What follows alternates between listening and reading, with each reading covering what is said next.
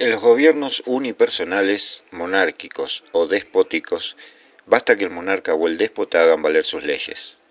En cambio, en los gobiernos republicanos, las autoridades están sometidas a leyes que preceden a los gobernantes. Esto hace necesario que la virtud política les dé a los gobernantes el amor y respeto a las leyes y a la patria, es decir, la preferencia del interés general por sobre el particular. Y para garantizarlo resulta útil la división de poderes que impida el abuso de poder. Los federalistas norteamericanos también forman parte de la tradición republicana. Estos autores establecen la necesidad de una constitución republicana y ya no tanto la virtud de las personas gobernantes, como medio para edificar un régimen sólido que evite las insurrecciones y disturbios, manteniendo la paz y asegurando de este modo la libertad civil. Según ellos, el poder debe ser dividido y las diferentes ramas, ejecutiva, legislativa y judicial, deben funcionar como controles, frenos y contrapesos mutuos.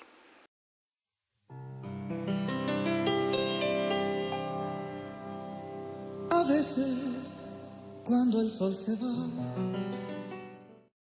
Así, en la época moderna, la problemática del poder se replegará sobre lo estatal, pues dominada por la ideología liberal, la filosofía política tendrá como problema central la institución y conservación de regímenes basados en libertades formales, que expresados en las estructuras institucionales debería garantizar el imperio de la ley y la libertad por sobre el poder desmedido del Estado.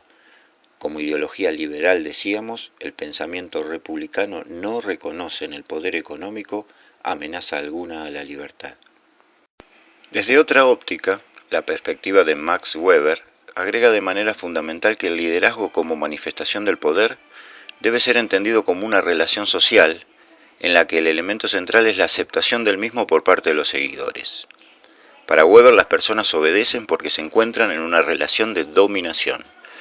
La dominación no es el mero ejercicio del poder que define como la probabilidad de imponer la propia voluntad dentro de una relación social aún contra toda resistencia. Al contrario, Weber cree en la probabilidad de encontrar obediencia a un mandato de determinado contenido entre personas dadas.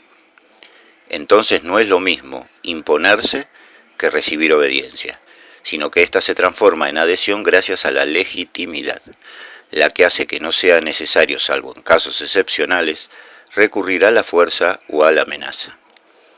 Por otra parte, la dominación puede legitimarse a partir de distintas fuentes, lo que ha llevado a Weber a establecer sus tipos puros de dominación legítima.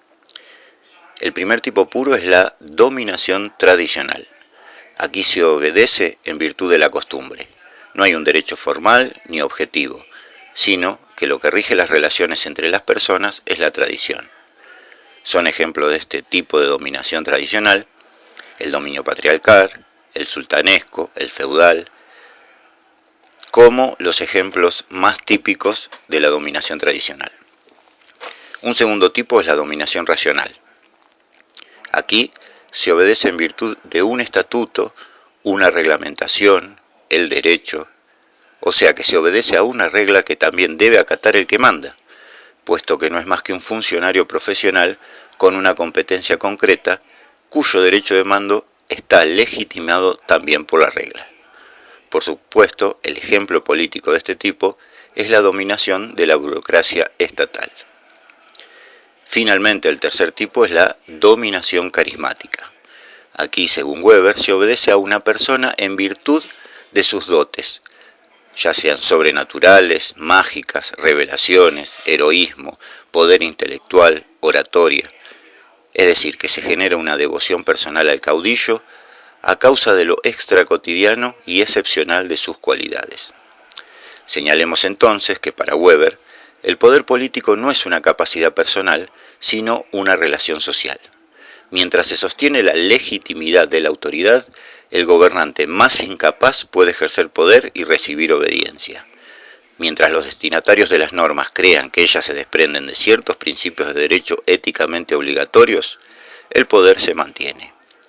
Aquello que Max Weber pone de manifiesto es entonces que la dominación y el liderazgo son siempre relacionales, y no se dan de manera exclusivamente unilateral. Esta transformación implica recuperar la problemática de la dominación. Es necesario un poder distinto al dominante, pero no solo como una estrategia de simple oposición, ni tampoco como una perspectiva de huida del poder o de un sistema antipolítico, sino como capacidad de propuestas y de construcción de alternativas. Antonio Gramsci elaboró el papel de la dominación cultural en la ideología como un medio de reforzar el poder del capitalismo y del Estado-nación. Gramsci consideró al poder como algo ejercido de un modo directo y público, y al poder de la burguesía como su capacidad de mantener al proletariado, o sea, a los obreros, en su situación socioeconómica. Foucault, en cambio, realiza un análisis del poder desde otra perspectiva. Se centra en el concepto de tecnologías de poder. La disciplina es un bagaje complejo de tecnologías de poder desarrolladas durante siglos para él. El poder es ejercitado entonces con una determinada intención. Para Foucault, el poder son acciones sobre otras acciones a fin de interferir con ellas. Afirma que el poder presume libertad en el sentido en que el poder no es forzar, sino formas de hacer que la gente se comporte por sí mismo de modo distinto de cómo lo hubiesen hecho de otra manera. Un modo de realizar esto es mediante la amenaza con violencia. Los trabajos de Foucault analizan la relación entre poder y conocimiento. Cuando un mayor número de gente acepta los puntos de vista asociados con el sistema de creencias como conocimiento general, en un determinado sistema de creencias, las ideas y las acciones se convierten en impensables. Estas ideas, consideradas como verdades irrefutables, definen una particular manera de ver el mundo, y de esta manera un particular modo de vida asociado con estas verdades ya se encuentra normalizado. La preponderancia de las estructuras por sobre las personas en el análisis del liderazgo y de las relaciones humanas en general llega a su punto extremo con el enfoque estructuralista. Según el sociólogo británico Anthony Giddens, una de las características principales del estructuralismo es el descentramiento del sujeto, es decir, que para el estructuralismo el individuo es un portador de estructuras que por sí mismo no cuenta como factor. No interesan sus motivaciones, intenciones o las acciones en sí mismas, sino las estructuras que las determinan. Aquí entonces la propia noción de liderazgo se desdibuja. Si los fundamentos del desarrollo social se encuentran en las estructuras mismas de la sociedad, queda totalmente relegada la noción del individuo como actor racional capaz de tomar decisiones por sí mismo.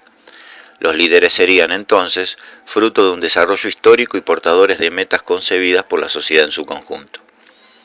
Un estructuralista diría, por ejemplo, que los individuos se socializan en un medio determinado, en una época y una cultura particulares, y por lo tanto reciben un bagaje de normas y costumbres que determinan la forma de autoconcebirse como sujetos, que no son plenamente autónomos, sino dependientes de la influencia de ese sistema social.